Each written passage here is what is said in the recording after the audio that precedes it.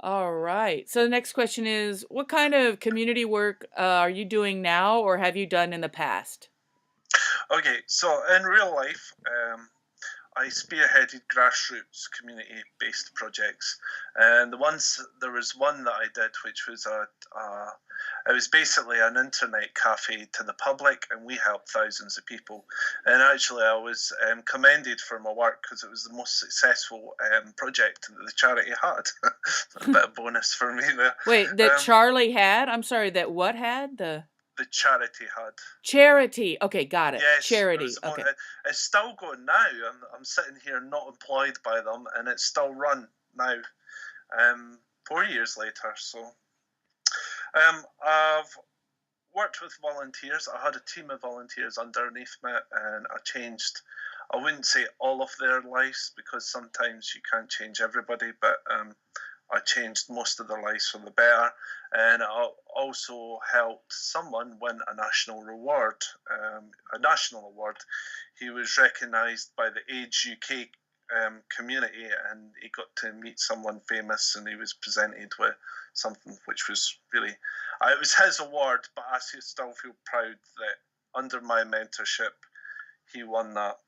I sat on trustee boards in my community. I don't know if it's widely known about the Citizens Advice Bureau, but the Citizens Advice Bureau help the the people who struggle. They struggle with. They help a lot of the communities that I don't want to say deprived. They help a lot of the deprived in the Like community. poor? Like poor Yes, I communities. didn't. Just I didn't say want it. to It's say what it. it is, right? Yeah. Yeah, well, they go in and they help the poor with things like legal aid, financial aid, all sorts. And I sat on the trustee board for about a year there before I served my time was up. So we sort of led that in the way that we wanted to go. So in my online life, I co-manage a community-based Facebook group that deals with writing through compassion.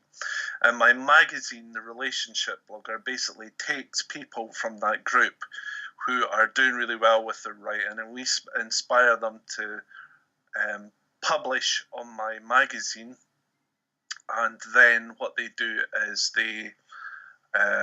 we try and encourage them to go for bigger pitches. If that, we're like a sort of transitioning period, so we take them, heal them through well, not heal them, but help them heal through compassion, and then we try to move them on. It's like, build up their Awesome. That build up sounds their fantastic. I'm already. It sounds great. I'm trying. Yeah. Okay, so that was okay, so when you were reading about the super partners, what was that like for you, that experience?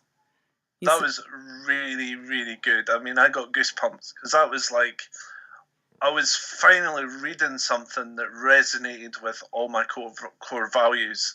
Like I see decentralization and I love the concept of it. But everywhere I go, I see this 99%, 1% split. And here's something that actually is decentralized and plans to really actively tackle that through people who hold the same values. I was like, wow, you know, yeah. I, Join the I club really, because I know I put a smile on my face and I never stopped smiling since two yeah. weeks ago or 3 weeks ago, whatever it was. All right, so what ideas do you have about bridging the gap between East and West? Okay, now I had to think about this, right? But my first college course, right? It wasn't the degree, but my first ever college course. This is when I started in the community sector. Was actually bridging the digital divide. And then I went on to teach computers to older people. So that's like bridging the gap between people who don't know how to use computers and people who do know how to use computers. That was like my first step in community management.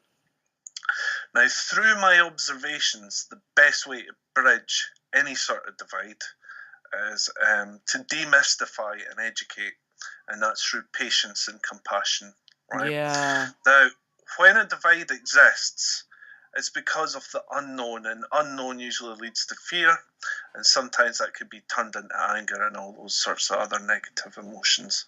So our plan is set about demystifying our cultures, and I'd like to draw upon my community to join me in learning about things like Asia and the West and vice versa, and demystifying the stereotypes through humour and education.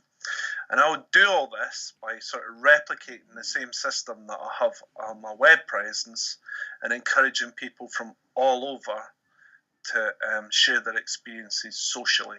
Like socially, of course. So we could have like what it's like in the culture of Asia, which personally I'm not too clued up on, but then I could share my stories of the West, which other people might not be clued up on. I want to really, sort of demystify it all. That's a great answer. I feel the exact same way.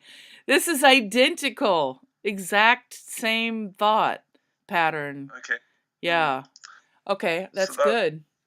I think that's it. You answered everything just wonderfully. Thank you. Go for it. So we were just talking about you're an idealist like me, right? Yeah, well, what you just said to me about changing the world, so many people have said to me, Raymond, you're an idealist, that will never happen, thinking that they're a realist. But I started the relationship blogger to change the world. And I know if you make a little step, and it's like a butterfly effect and it ripples on. I mean, if you look at the people who helped me through my transition and trauma, I've then went on to help thousands of other people. So it's like those little steps. I want to change the world, man. I really do.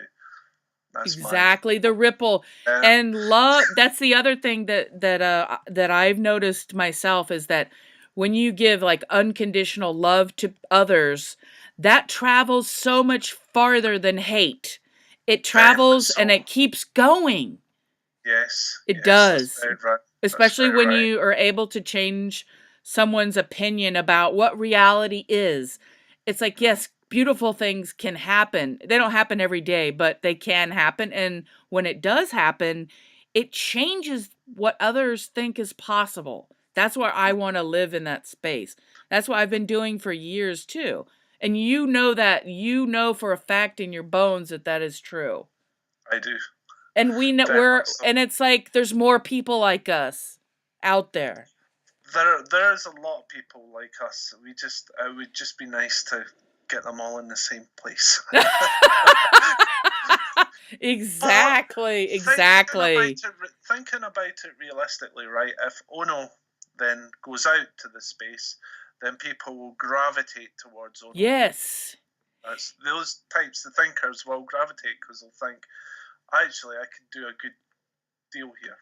Exactly. That's right.